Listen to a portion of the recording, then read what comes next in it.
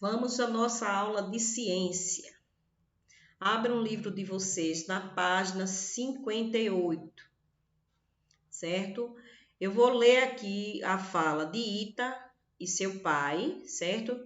Eles foram ao supermercado e vejam bem o que eles estão conversando, certo? O Ita falou. Então, todos os vegetais fazem fotossíntese e respiram. Olha o que o pai dele responde. Sim, Ita. Essas bananas, por exemplo, cresceram graças à bananeira, que realizou a fotossíntese e a respiração, certo?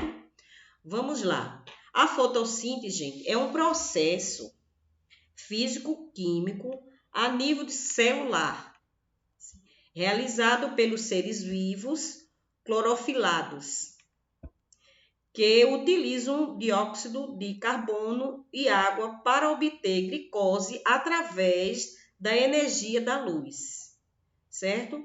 A luz solar. De acordo com a seguinte equação, a fotossíntese, gente, ela inicia a maior parte das cadeias alimentares na Terra, certo? Vamos lá. Vamos à página 59. Esses dois processos, fotossíntese e respiração, garantem a reprodução das plantas e a manutenção de diferentes espécies, possibilitando e enriquecendo a biodiversidade. Existem diversos tipos de vegetais, com características variadas. Aqui ele explicou que muitas plantas utilizadas para enfeitar casas e jardins, apesar de belas, apresentam substâncias tóxicas, certo? As substâncias tóxicas, ainda que as plantas sejam de grande importância, muitas espécies vegetais se desenvolvem mecanismos de defesa que são substâncias tóxicas ou venenosas, que podem causar irritações e reações alérgicas, e dependendo da substância, ela pode levar morte, né? A pessoa pode até morrer com esses tipos de substâncias que existem nas plantas.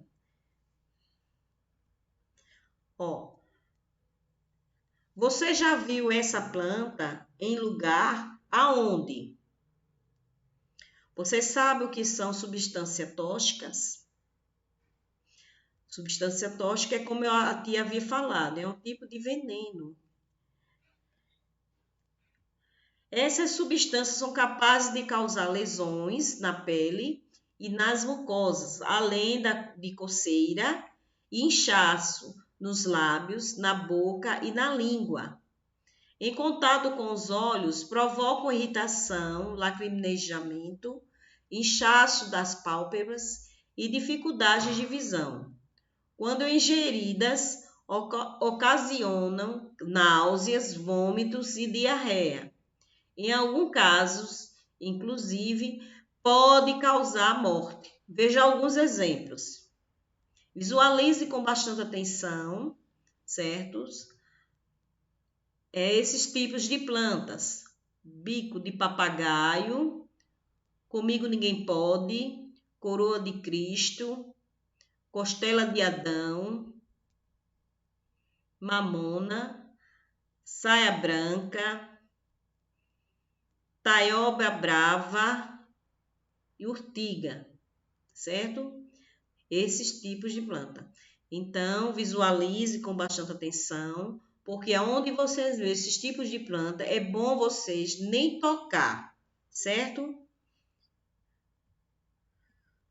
Vamos à página 60.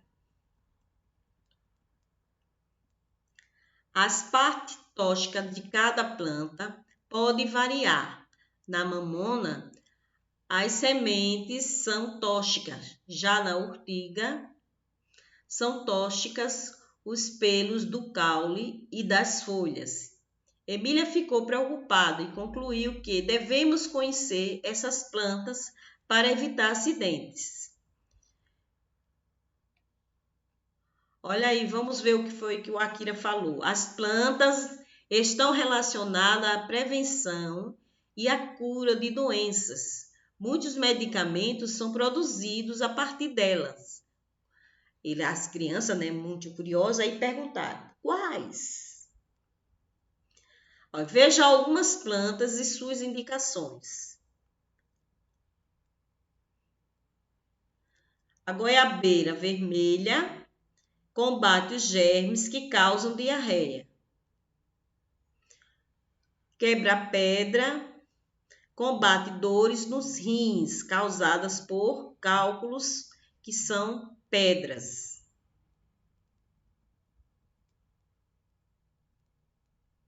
O agrião, utilizado no tratamento da tosse e da secreção dos brônquios. O boldo combate o mal-estar da digestão e problemas no fígado. Terceira questão, você já ouviu falar em alguma dessas plantas? Compartilhe com a sua turma. Vamos à página 61. As plantas são consideradas um produto natural de combate às doenças. É muito comum ouvirmos o seguinte ditado popular: tudo que é natural faz bem. Quarta questão, você concorda com esse ditado? Por quê?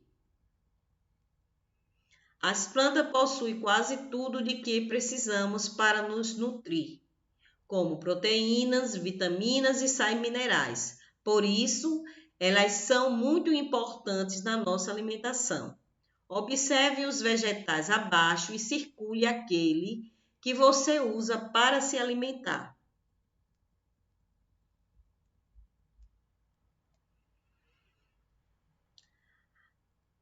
A diversidade de alimentos é grande.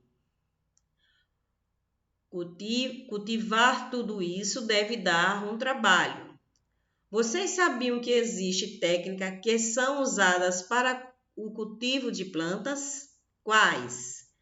Vamos à página 62.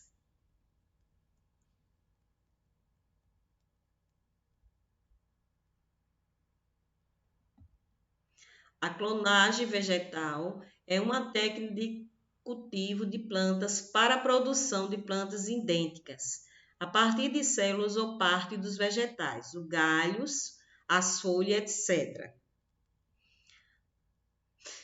São dois os métodos principais, in vitro ou de exceto o método in vitro.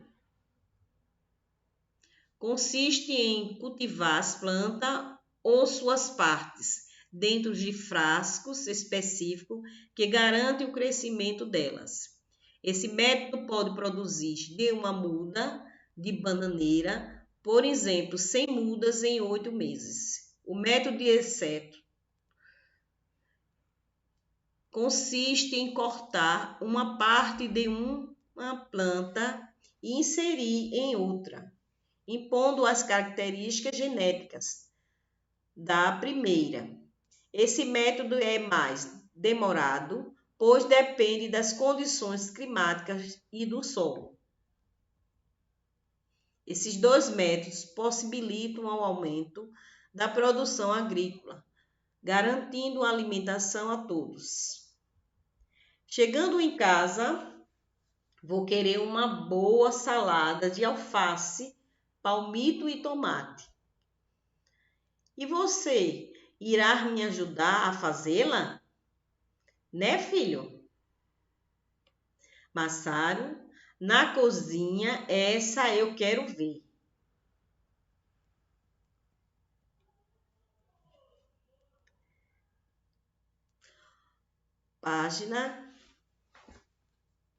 Vamos à página 63, certo?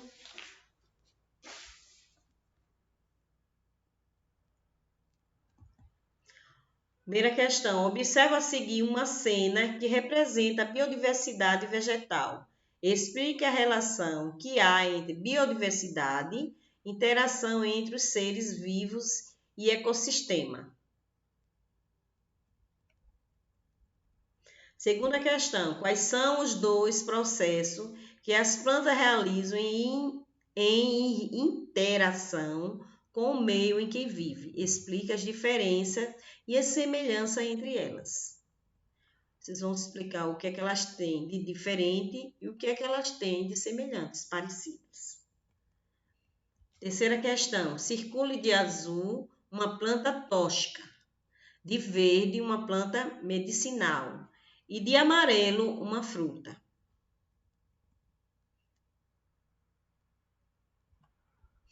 Vamos à página 64. Qual é a importância de conhecermos as plantas tóxicas?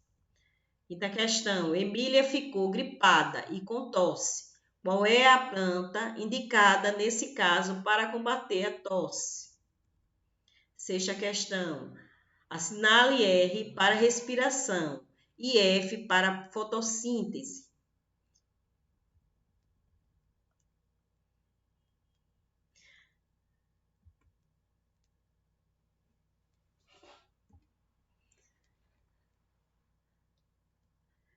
Certo?